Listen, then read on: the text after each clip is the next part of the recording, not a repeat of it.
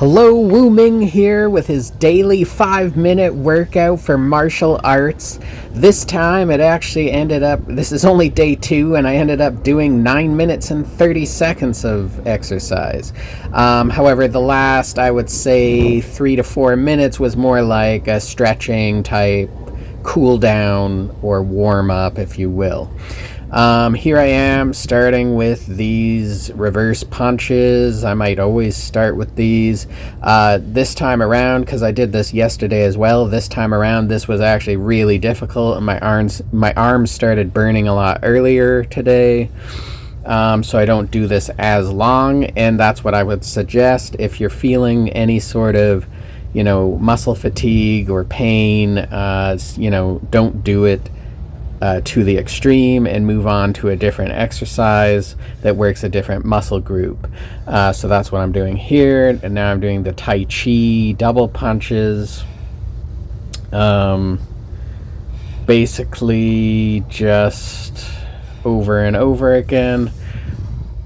Here I'm doing Chudan Uke, which is the mid-level block, very common block in many different martial arts. The way I'm doing it is unique to Okinawan karate, but it can be done in a more like window wiper style in Shotokan or even Kempo or something like that. So yeah, and I was saying in the last video that you can take like whatever martial art you do, you don't have to use the technique I'm using. You can use your style of martial arts. The technique instructions that they use in your martial art, you can use with these weights. I'm using 8-pound weights for people just tuning in.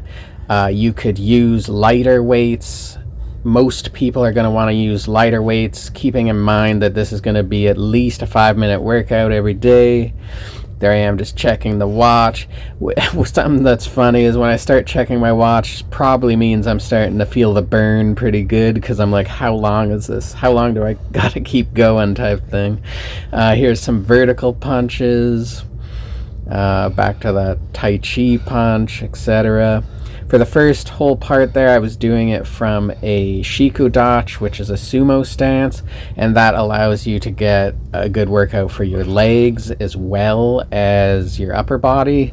And if you, for instance, get to the limit where you can't hold that stance anymore, then just stand up like I'm doing here, which is what I did. Here I am just doing what I would call static weight-in with the weights, though, holding the weights in a military press position, but just holding them there for as long as I can, basically. And that is something that I would call static weight-in Qigong. Something they did in the Shaolin Temple, for instance. They might have used buckets of water or something like that, but they did the same exact exercise. Here I am just doing a squat and then holding this squat. My knees are almost at a 90-degree angle. This is a total burn on the thighs. If you can do this like 45 seconds or something even, it's a great thing to add to the routine. I'm probably not going to do this, I'm not going to do the same routine every day, but you're going to see similar movements being done every day, but I'll switch it up kind of that way where we're going to be hitting different muscle groups, etc. every day. Like yesterday I didn't do anything for the legs. Today I'm doing stuff with the legs, etc. Here I am doing a Mopai Hushi double punch. The targets for that is the solar plexus and the throat, or solar plexus and the face.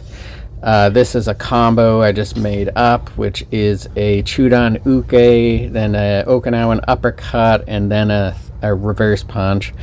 These are temple punches from Mopai Kung Fu. This is more Chudan Uke, inside to outside, mid-level block. Here I am going back to the still weight-in. I like to switch in and out I'm feeling, I'm getting, like, at this point in the routine, my muscles were burning all over basically. So I was just trying to move to different exercises every so often so that I could keep going. And now I'm at the 5-minute point. So since I've marketed these as 5-minute workouts, you can leave if you want. I'm glad that you stayed this long. But if you really are tough, you'll stay and grab a sword or a baseball bat or a sledgehammer and start swinging it around your head like this. And so keep in mind, I have not stopped working out this entire time, and we're at 5 minutes and 30 seconds, and now I'm doing 30 reps of this with each arm. So this is great for shoulder mobility, it's great for shoulder endurance, it's great for your sword strikes, it's great for your arm strikes. So any martial artist should do this. I have the scabbard on the sword in order to make it heavier. So whatever it is, if you have a baseball bat, you could even tie weights to it or something. Like, do whatever you feel is necessary to get the exercise you want out of it. But if you ask me, just a regular sword with scabbard, which is probably like 1 to 2 kilograms, is good enough. And like I say, I'm doing 30 reps here on each side. I can actually do 50 or 60 reps on each arm if that's the only exercise I'm doing. But because this is being done after that workout I already did for 5 minutes, I can only do 30. And like I say, I'm going to be changing up the type of exercise I do each day, but it will always be an exercise that is good for martial arts training.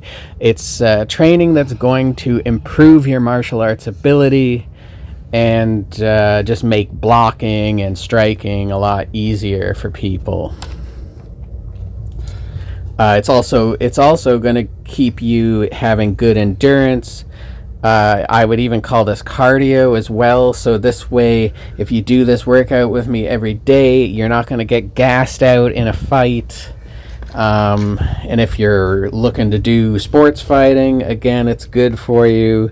You're not going to get gassed out as easily if you do this workout with me. Of course, if you want to do more intense workouts on your own afterwards, go right ahead. But there's no reason you can't do my workout as well. Here I am just doing the splits now. So at this point, I pretty much exhausted my body pretty good. So then I'm like, I'm just going to start doing a warm up. So again, if you want to leave at this point, go right ahead. I'm sure most of you left already. But here I am just getting into a deeper split. This is obviously great for the groin muscles, great for side kicks in the martial arts. It's always good to stretch, especially after activity. It's good to stretch, and it's good to stretch every day to make sure that you're less likely to have injuries, and also that you're going to keep growing in flexibility if that's a goal of yours. Me personally, I'm kind of just good with my flexibility as it is, and it's not the greatest. I'm not going to sit here and tell you I can kick a chandelier like Bruce Lee, but I can kick you in the nuts, and that's all that matters to me. That's all I really need, is to kick to waist level, really. So and I can kick higher than that too, but I'm just saying that's what really is going to matter most in self-defense, is those low kicks. Here I am. I did drawing the bow there in low back stances. And then this is the 6-point drill from Okinawan Karate. And that's like a Shaolin salute and a bow, and have a good day.